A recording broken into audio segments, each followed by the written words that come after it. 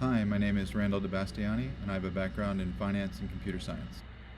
Hi, my name is Brad Hall, and I'm a senior full-stack software engineer and a technical lead. To predict collisions and traffic incidents, we trained our own bespoke model using a structured medallion architecture and scalable data ingestion pipeline going from bronze, silver, to gold to tokenized train and inference. Bronze ingested both the traffic incidents dataset and the historic weather data over an overlapping period. Silver standardized the data to the same shape and tags. Gold, together with the tokenizer, sorted the data into collisions versus other incidents and enriched the data with time of day, session, and other features, along with an additional suite of look-back and traffic flow features that can be pulled to scale the feature set in the future.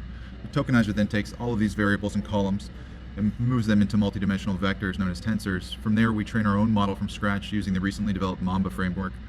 For the training loop, we use binary cross-entropy as a measure of information which excels at event and no event classification and probabilities like traffic incidents. We validate accuracy and have a choice of thresholds for roll and precision.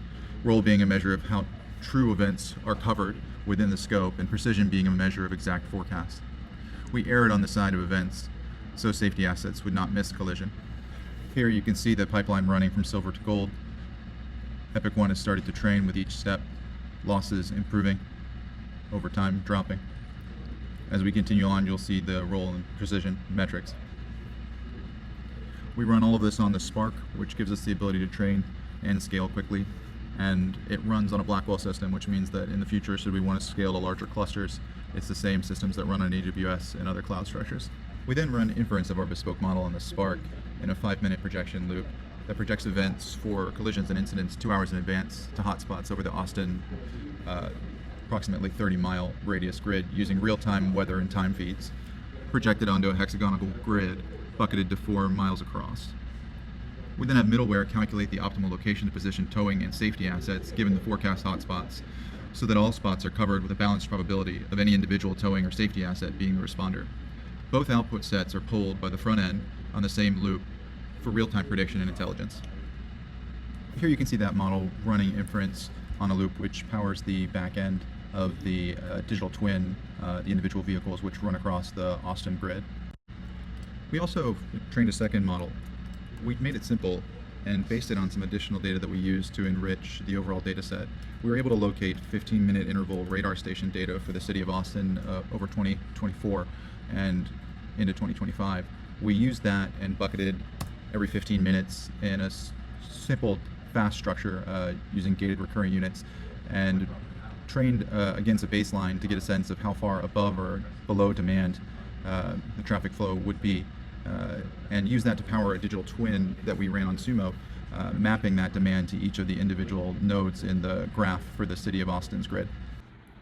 As you can see here, we're simulating Austin's traffic.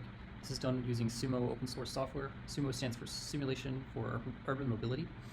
This is an open source traffic modeling software that allows users to model traffic. As Randall explained, this is what's powering the backend and what is currently feeding data such that the front end can render. These smaller icons you can see are representations of vehicles.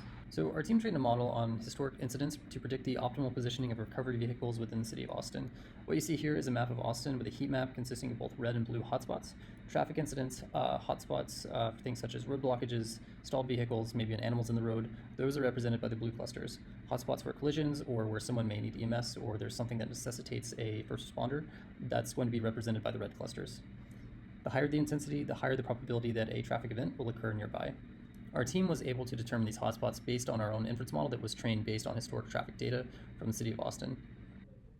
As you can see, we have a urgent crash that's on Oak Knoll Road, and what you may also notice is this red line that is making its way towards this dot.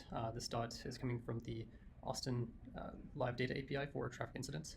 And what this is doing is it's making its way from a forward deployed optimized position that was trained by our model and making its way towards the incident. In this tab you have the hospital view, which shows all the hospitals in the area as well as their ETAs.